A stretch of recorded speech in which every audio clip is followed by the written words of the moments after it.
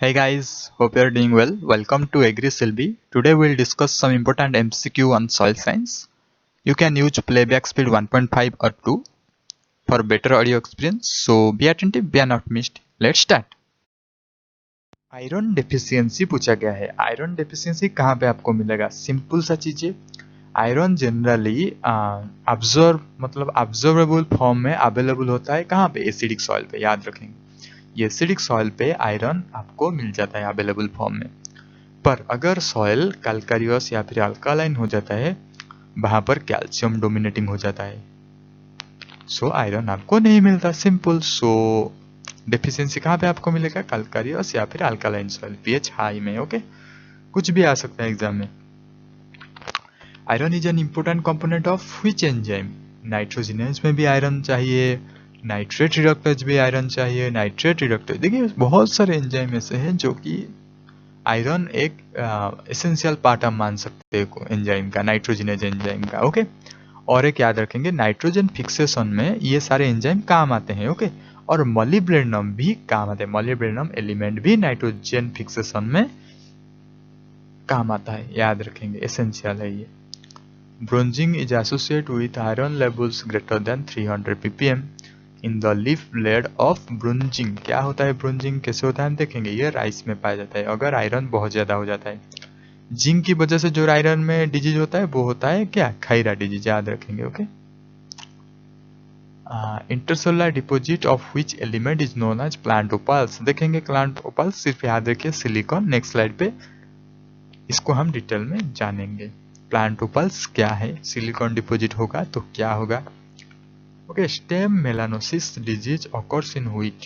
देखिए stem melanosis मतलब stem damage हो जाएगा। मेलानोसिस, मेला वर्ड से, देखिए मेला एक इंग्लिश में ओके प्रीफिक्स की तरह यूज होता है। जहां पे भी ये वर्ड आएगा वो नेगेटिव चीजें को दिखाएगा। ओके, मेलाफिडे, ओके, मैलिशियस, ऐसे सारे वर्ड तो आप जाने होंगे ना। तो इसका आंसर होगा कप्पर। कप्पर की डेफिशिएंसी की वजह से स्टेम मेलानोसिस हो जाता है। देखेंगे आप।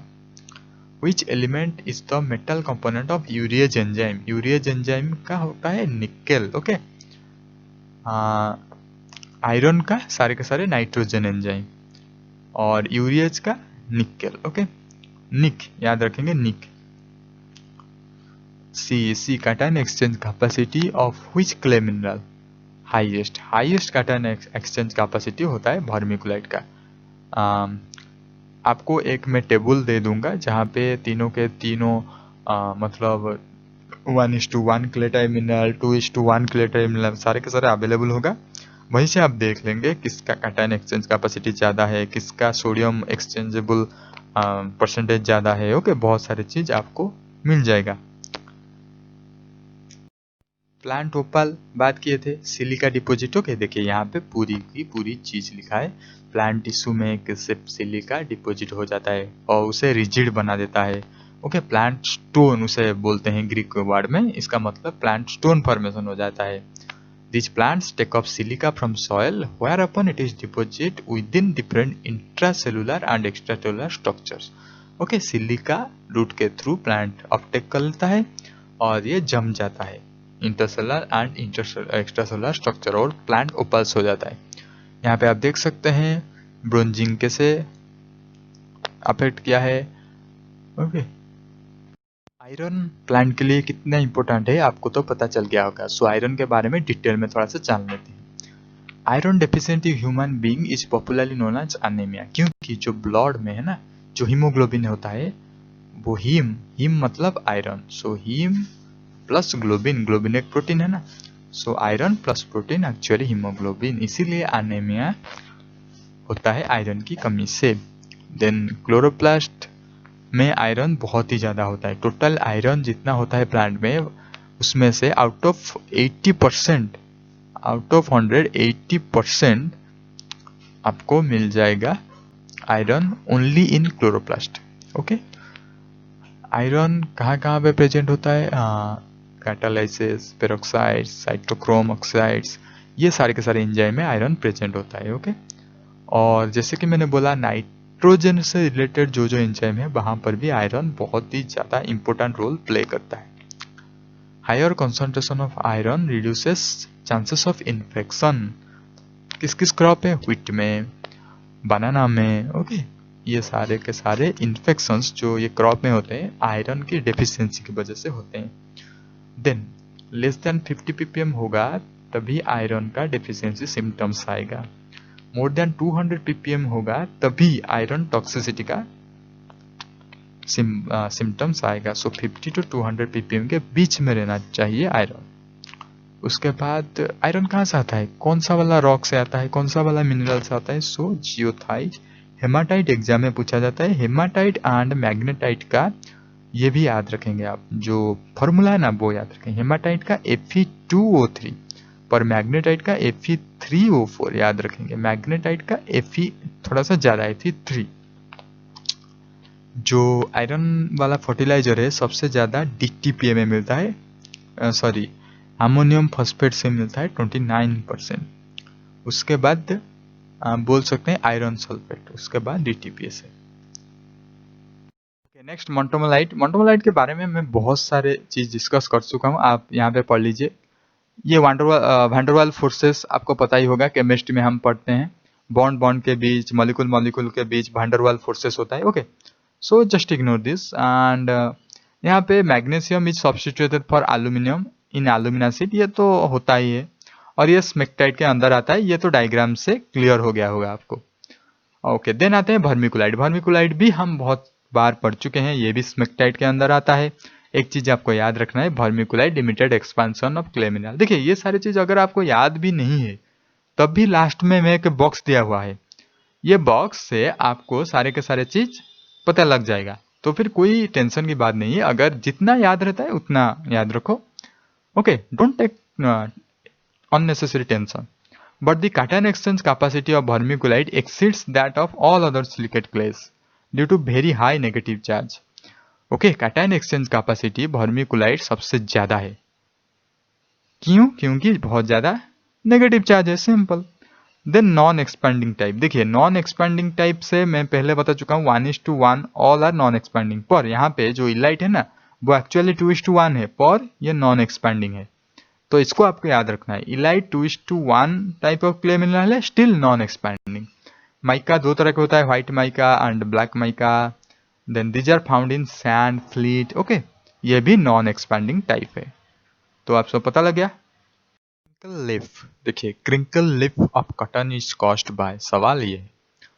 तो क्रिंकल लीफ को अगर आप अच्छी तरह देखेंगे तो इसके बीच में एन है, एन टर्म। सो मैंगनीज Mn, सो Mn टॉक्सिसिटी की वजह से यहाँ पे भी एन टर्म है। Mn टॉक्सिसिटी की वजह से क्रिंकल लीफ ऑफ कॉटन होता है। तो कैसे होता है हम देखेंगे नेक्स्ट स्लाइड पे। क्रिंकल लीफ ऑफ कॉटन का पिक्चर भी है। In plant deficiency of zinc are usually associate with the concentration less than. Zinc का कंसंट्रेशन अगर 20 ppm से कम होगा तभी प्लांट में जिंक डेफिशिएंसी सिम्टम आएगा। अगर राइस में होता है तो फिर खैरा डिजीज होता है।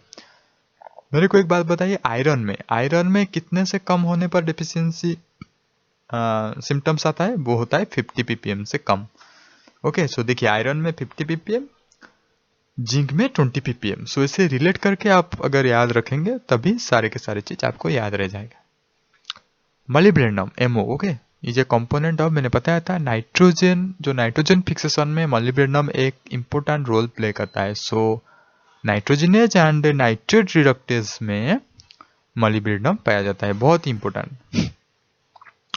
Downy mildew of pulp millet. Okay, downy mildew of pulp millet हम देखेंगे नेक्स्ट स्लाइड पे। फोटोग्राफिक मेमोरी अवेलेबल है। May be suppressed by increased soil levels of. Okay, downy mildew को सप्रेस करने के लिए क्या चाहिए आपको? आप ही बताइए क्या चाहिए आपको? ऑब्वियसली क्लोरीन चाहिए। देखिए अगर आप अच्छे से नोट करेंगे, ये जो पल्प मिलेट है ना, पल्प मिलेट में बहुत ही बार एल आता है, डाउनी मिल्ड्यू में भी एल आता है। सो एल टर्म डोमिनेंट है यहाँ पे। सो क्लोरीन में भी एल टर्म है, इसलिए आप इससे रिलेट करके याद रखें। देखिए सारे के सारे सवाल में आंसर छुपा होता है, सिर्फ नजर चाहिए आपको देखने के लिए। Fertiliser containing chloride ions are not suitable for. इसको आप जनरलाइज करके क्लिक कर सकते हैं। देखिए फर्टिलाइजर्स कंटेनिंग क्लोराइड आयंस, अगर क्लोराइड आयन वाला फर्टिलाइजर आप देंगे तो रूट चाहिए होगा ना प्लांट ऑब्जर्व करने के लिए। देखिए शुगर केन में भी रूट ऑब्जर्व करके ले जाएगा क्लोराइड आयंस, व्हीट में भी ले जाएगा, पिजन पे में भी ले जाएगा, पर पोटैटो एक ट्यूबर है, वो डायरेक्ट क्लोराइड कांटेक्ट में आकर डैमेज हो जाएगा, इसीलिए पोटैटो सुइटेबल नहीं है, क्योंकि वो ट्यूबर क्रॉप है, डायरेक्ट सरफेस कांटेक्ट में आ जाएगा क्लोराइड का। The negative charge of 2:1 clay mineral. देखिए बहुत सारे क्ले मिनरल है, 2:1 टाइप है, 1:1 टाइप है। ओके, तो सारे के सारे क्ले मिनरल के बारे में तो हम डिस्कस नहीं कर सकते, तो यहाँ पे आपको याद रखना है जो नेगेटिव चार्जेस है क्ले मिनरल पे, वो पीएच डिपेंडेंट भी है, पीएच इंडिपेंडेंट भी है, क्योंकि 2:1 टाइप क्ले मिनरल बहुत सारे हैं, ऐसा नहीं है कि एक ही है। मैं आपको बता देता हूँ क्या क्या 2:1 टाइप क्ले मिनरल है। अगर 2:1 की बात किया जाए तो वर्मिकुलाइट तो पहले नंबर पे आता है 2:1 पे। ओके, वर्मिकुलाइट, उसके बाद आप बोल सकते हैं मोन्टेमोलाइट। ओके, उसके बाद बोल सकते हैं टाल्क। टाल्क आपको पता नहीं होगा, टाल्क भी क्ले मिनरल में आता है 2:1। और 1:1 में क्या आता है, ये तो सभी को पता ही है क्या आता है। 1:1 में आता है काओलिनाइट। सो काओलिनाइट होता है 1:1 पे और ये सारे होता है 2:1 पे। इसीलिए हम नहीं कह सकते कौन सा वाला मिनरल पीएच डिपेंडेंट है, कौन सा वाला मिनरल पीएच इंडिपेंडेंट है। Okay, now cation exchange capacity value for organic soil. Organic soil के लिए 50 to 100, आप सिर्फ 100 याद रखिए, 100 पर 100 ग्राम। ओके ओके, नाउ मुझे बताइए जो वर्मिकुलाइट है वो 2:1 टाइप क्ले मिनरल, उसके लिए कैटायन एक्सचेंज कैपेसिटी कितना है, सबसे ज्यादा अराउंड 150 मिली इक्विवेलेंट। ओके 150, ओके याद रखेंगे। For the most minerals the strength of cation, देखिए स्ट्रेंथ ऑफ कैटायन अब्जॉर्प्शन, जिसमें ज्यादा कैटायन होगा उसका स्ट्रेंथ तो ज्यादा होगा ना। देखिए यहाँ पे Al3+, कैटायन कितना है 3+ है, सो इसलिए ज्यादा होगा। उसके बाद कैल्शियम एंड मैग्नीशियम के बारे में दोनों में 2+ चार्ज है, 2 कैटायन है, तो इसीलिए कौन जाएगा पहले, पहले जाएगा जो बड़ा वाला है। कैल्शियम का एटॉमिक नंबर 20 अराउंड, मैग्नीशियम का 12, सो इसीलिए in between calcium and magnesium we should give priority to calcium. Okay, then magnesium, then potassium, then ammonium. ammonium अभी हो गया कंपाउंड, देन सोडियम, याद रखेंगे ये order. Now use your photographic memory. Crinkle leaf of cotton is caused due to the toxicity of manganese. यहाँ पे आप देख सकते हैं मैंगनीज Mn, क्रिंकल में N भी है। पल मिलेट, ओके पल मिलेट में आपको मिलेगा डाउनी मिल्ड्यू। ओके देख सकते हैं कैसा होता है। तो ये जनरली किसकी हम क्या दे करके इसको स्लो डाउन कर सकते हैं, क्लोरीन देके। ओके क्लोरीन देके सिम्टम्स को छुपाया जा सकता है। कैटायन एक्सचेंज कैपेसिटी हम कैसे मेजर करते हैं, so don't worry for this, हम नेक्स्ट स्लाइड पे इसके बारे में डिटेल में चर्चा करेंगे। So for just for remembering purpose याद रखिए एमोनियम एसीटेट। सो कैसे होता है मेजरिंग, कैसे हम मेजर करते हैं, हम नेक्स्ट स्लाइड पे देखेंगे। Okay wait for next slide. Then base saturation को कैसे कैलकुलेट किया जाता है। बेस सैचुरेशन का एक फॉर्मूला याद रखिए, exchangeable basis divided by cation exchange capacity into 100। Exchangeable basis divided by cation exchange capacity into 100 रट लीजिए आप। The anion exchange capacity, obviously anion exchange capacity is inversely proportional to soil pH. जब soil pH increase होगा मतलब alkali होगा तो क्या होगा, कैल्शियम का आयन बढ़ेगा, सो आयन एक्सचेंज कैपेसिटी घटेगा। याद रखें, ऐसे रिलेट करके आप याद रखिए। देन इसको थोड़ा स्टडी कीजिए और रॉन्ग कहाँ पे है पता लगाइए। सॉइल माइक्रो ऑर्गेनिज्म में कार्बन नाइट्रोजन रेशियो 8:1, या दैट्स करेक्ट। ऑर्गेनिक मैटर में थोड़ा सा ज्यादा होता है 10:1, नॉर्मली 15:1 होता है। ओके सॉइल में। एंड फार्म यार्ड मैन्योर में 20:1 होता है, यस और ज्यादा। सॉ डस्ट में बहुत ज्यादा होता है, पर 1000:1 तो नहीं होगा, 400:1। ओके सॉ डस्ट में। फॉर नाइट्रिफिकेशन का ऑप्टिमम पीएच है जस्ट एबव न्यूट्रल, मतलब 7.5, न्यूट्रल से थोड़ा सा ऊपर, तो नाइट्रिफिकेशन के लिए अच्छा है। नाइट्रोसोमोनास एंड नाइट्रोबैक्टर नाइट्रिफिकेशन के लिए ही रेस्पॉन्सिबल है ये दोनों बैक्टीरिया, और ये दोनों ऑटोट्रोपिक बैक्टीरिया है। देखिए नाइट्रोसोमोनास क्या होता है ना, जो ammonium to nitrite formation NO2 formation के लिए नाइट्रोसोमोनास काम आता है, और नाइट्राइट को नाइट्रेट कन्वर्ट करने के लिए नाइट्रोबैक्टर चाहिए। इसीलिए nitrosomonas ammonium to nitrite, nitrobacter nitrite to nitrate, याद रखेंगे। अभी पोटेशियम की बात करते हैं। सभी को पता है NPK प्राइमरी न्यूट्रिएंट माना जाता है NPK, सो उसमें से पोटेशियम भी आता है। So potash deposit applied directly as a fertiliser. Okay, potash को हम फर्टिलाइजर के लिए यूज करते हैं, उसके बारे में डिटेल में जानते हैं। हाई ग्रेड पोटास डिपॉजिट आपको मिलेगा कनाडा पे। Okay, potassium play an important role. कहाँ कहाँ पोटेशियम मतलब इम्पोर्टेंट रोल प्ले करता है? Opening and closing of stomata, सभी ने पढ़ा होगा K+ ion theory. Okay, maintenance of adequate turgor, obviously ये एक आयन है तो टर्गर प्रेशर को तो मेंटेन कर रहा होगा। Transportation of photosynthesis, phloem and imports disease resistance. Okay, disease resistance में भी पोटेशियम का रोल बहुत ज़्यादा है। सो याद रखिए पोटेशियम डिजीज रेजिस्टेंस में बहुत ज़्यादा हेल्प करता है। Under potassium deficiency leaves initially become chlorotic, especially close to dark necrotic lesion. कहाँ पे आपको ज़्यादा सिम्टम मिलेगा पोटेशियम डेफिशिएंसी का? लीफ का टिप में और लीफ का मार्जिन पे आपको ज़्यादा सिम्टम मिलेगा। Activity ratio of potassium, potassium का एक्टिविटी रेशियो के लिए फॉर्मूला एक है activity of K+, then root over of activity of calcium plus activity of magnesium plus. याद रखेंगे फॉर्मूला बहुत ही बार पूछा गया है। तो मैक्सिमम पोटेशियम कहाँ पे फिक्स होता है? कौन से वाले मिनरल्स पे? माइका पे, वर्मिकुलाइट पे, इलाइट पे। ओके, देन जो कैटायन एक्सचेंज कैपेसिटी जो हम मेजर करेंगे, तो वो कैसे मेजर करेंगे? वो हम एमोनियम एसीटेट इससे मेजर करेंगे, और ये सिर्फ और सिर्फ पोटेशियम के लिए नहीं है, ये कैटायन एक्सचेंज कैपेसिटी मेजर करने के लिए भी एक तरीका है।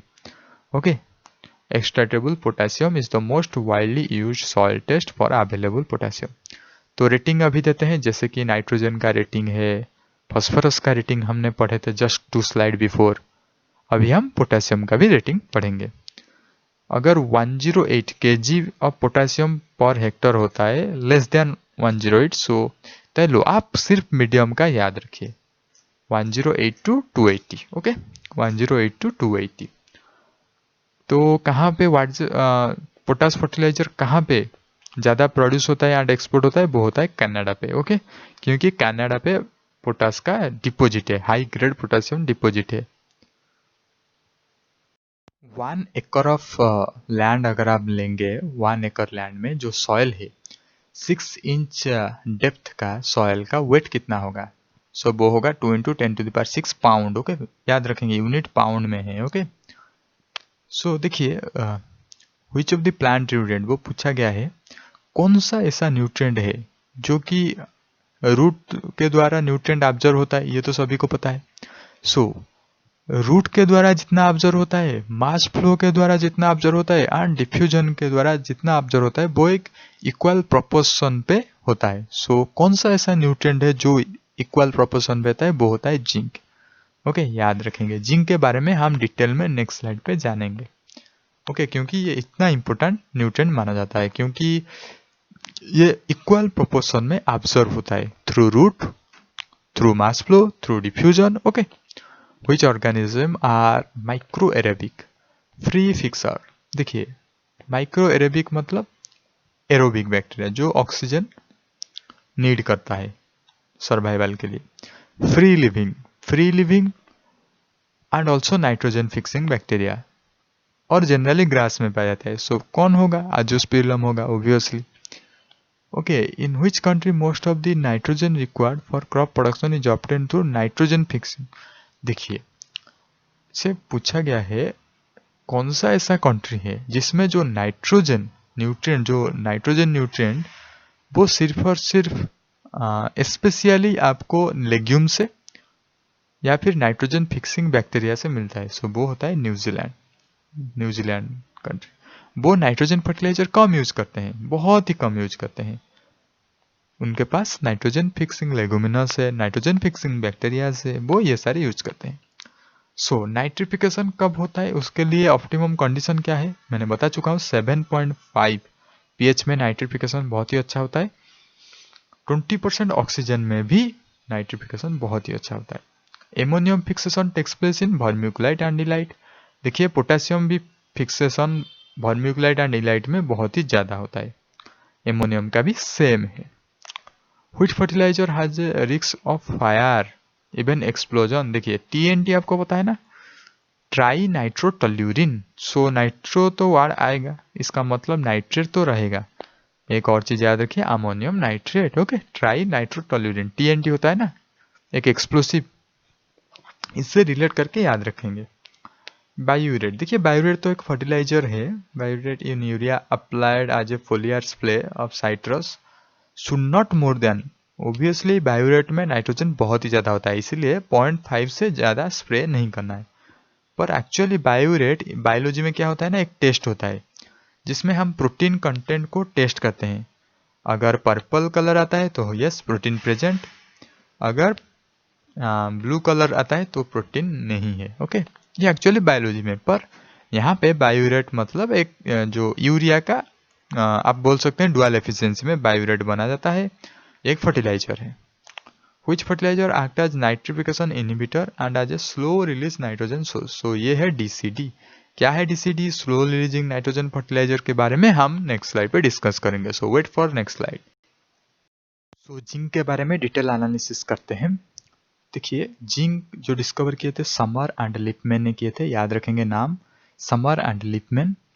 जिंक कंटेनिंग मिनरल होता है स्मिथोसनाइट और एक स्पेरेलाइट। ओके, तो जिंक कंटेनिंग एंजाइम्स इतना ज़्यादा जरूरी नहीं है, पर एक बार पढ़ लीजिए। Carbonic anhydrase, super oxide dismutase, RNA polymerase, alcohol dehydrogenase. Zinc is essential for oxygen synthesis, indoleacetic acid. Okay, जो कि प्रिकॉजर ऑफ विटामिन ए आप बोल सकते हैं, tryptophan. Okay, zinc helps in treating of disease, मतलब फ्यूजेरियम विल्ट अगर होगा तो जिंक देने से वो क्योर हो जाएगा। Black scroll of potato, fusarium wilt of gram, rotylenchus reniform of tomato.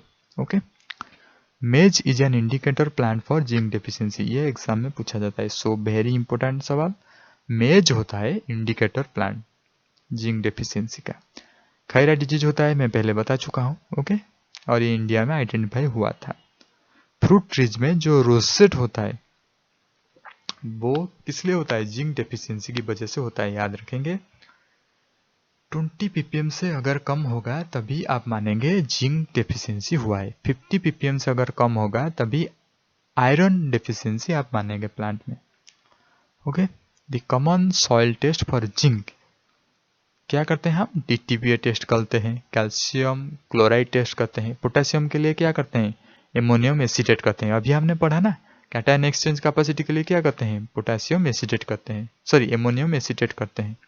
सो इसमें एमोनियम एसीटेट, यहाँ पे आप देख सकते हैं DTPA and calcium chloride test. Okay, ये सारे जिंक कंटेनिंग फर्टिलाइजर है, आप चाहें तो पढ़ सकते हैं। सल्फेट मोनोहाइड्रेट, जिंक 35% है, बहुत ही ज्यादा आप याद रखेंगे और बहुत ही कम आप याद रखेंगे बस। जिंक क्लोराइड में होता है 45%, ये एग्जाम में पूछा जाता है। जिंक क्लोराइड में 45%। ओके, इसको आप मॉलिक्यूलर वर्ड से भी निकाल सकते हैं, पर याद रखने वाला अच्छा है क्योंकि टाइम वेस्ट होगा ना अगर एग्जाम में आएगा। कॉमन जिंक डेफिशिएंसी डिजीज मैं बता चुका हूँ, वही सारी चीज यहाँ पे लिखा गया है। जिंक डेफिशिएंसी कहाँ पे आपको मिलेगा, जनरली जो pH ऑफ सॉइल अगर 6 से ऊपर हो गया ना तभी जिंक डिफिशियंसी आपको मिलेगा, क्योंकि जिंक जनरली एसिडिक सॉइल में पाया जाता है। ओके, एसिडिक सॉइल में जिंक जो होता है वो ऑब्जर्वेबल फॉर्म में होता है। ओके, प्लांट उसे ऑब्जर्व कर पाता है। Zinc reaches plant roots mainly through the diffusion process. Okay, देखिए एक प्रोपोर्शन में तो बैलेंस होकर जिंक जाता है, पर मेनली स्पेशली अगर आप बोले तो डिफ्यूजन प्रोसेस। फास्फोरस जिंक वो दोनों एंटागोनिस्टिक इंटरेक्शन है। अगर फास्फोरस जाएगा तो जिंक रिड्यूस हो जाएगा, अगर जिंक जाएगा तो फास्फोरस रिड्यूस हो जाएगा। पर जिंक एंड मॉलिब्डेनम का सिनर्जी इफेक्ट है। ओके, जिंक मॉलिब्डेनम साथ साथ जा सकते हैं प्लांट आज प्लांट न्यूट्रिएंट। अपोप्लास्टिक मूवमेंट किसने दिया था? मंच दिया था, ये तो हम पढ़े हैं। सो जिंक इसीलिए बहुत ही ज्यादा इंपॉर्टेंट है प्लांट के लिए। अभी थोड़ा सा स्लो रिलीजिंग नाइट्रोजन फर्टिलाइजर के बारे में डिस्कस कर लेते हैं। नाइट्रोजन फर्टिलाइजर तो आपको पता है, nitrogen is a mobile nutrient. Okay, mobile nutrient मतलब ये लीचिंग से एक जगह से दूसरी जगह चला जाएगा। पर पोटेशियम एंड फास्फोरस इमोबाइल है, इसीलिए नाइट्रोजन को थोड़ा सा केयरफुली हैंडल करना पड़ता है नाइट्रोजन फर्टिलाइजर को। देखिए, स्लो रिलीज करने के लिए आप क्या कर सकते हैं? पहले तो ऐसे केमिकल देंगे जो कि स्लो रिलीज होगा, ऑर्गेनिक नाइट्रोजन, लो सॉल्युबिलिटी कंपाउंड। दूसरी चीज, अगर कुछ कोटेड कर देंगे, फिजिकल बैरियर कुछ दे देंगे, जैसे नीम कोटेड यूरिया, ओके, करंज केक कोटेड यूरिया, अभी बहुत सारे आए हैं। पॉलीमर भी आप कोटेड कर सकते हैं, रेजिन आप कोटेड कर सकते हैं, ताकि स्लो नाइट्रोजन रिलीज होगा। और एक चीज, अगर आप लो सॉल्युबिलिटी कंपाउंड डाल देंगे, इनऑर्गेनिक, यहाँ पे ऑर्गेनिक लो सॉल्युबिलिटी कंपाउंड, यहाँ पे इनऑर्गेनिक लो सॉल्युबिलिटी कंपाउंड अगर डाल देंगे तभी नाइट्रोजन स्लो रिलीज होगा। और एक है nitrification and urease inhibitor. Nitrogen use कैसे होता है? नाइट्रिफिकेशन मेथड से, यूरिएज मेथड से। अगर नाइट्रिफिकेशन एंड यूरिएज इनहिबिटर हम डाल देंगे तो नाइट्रोजन ज्यादा से ज्यादा यूज नहीं हो पाएगा और स्लो रिलीज हो जाएगा। सो इस सारे मेथड से हम नाइट्रोजन को स्लो रिलीज कर सकते हैं। तो ऑर्गेनिक नाइट्रोजन लो सॉल्युबिलिटी कंपाउंड्स में याद रख लीजिए आईबीडब्ल्यू, आइसोब्यूटाडाइन डायूरिया, ये एग्जाम में पूछा जाता है। यूरिया फॉर्माल्डिहाइड भी इनमें शामिल है। और इनऑर्गेनिक लो सॉल्युबिलिटी कंपाउंड, ऑब्वियसली इनऑर्गेनिक मतलब क्या आएगा? अमोनियम फॉस्फेट, मैग्नीशियम एल्यूमिनियम, ये सारी चीज आएगा। और एक जो नाइट्रिफिकेशन एंड यूरिएज इनहिबिटर है वो नाइट्राबाइरिन। ओके,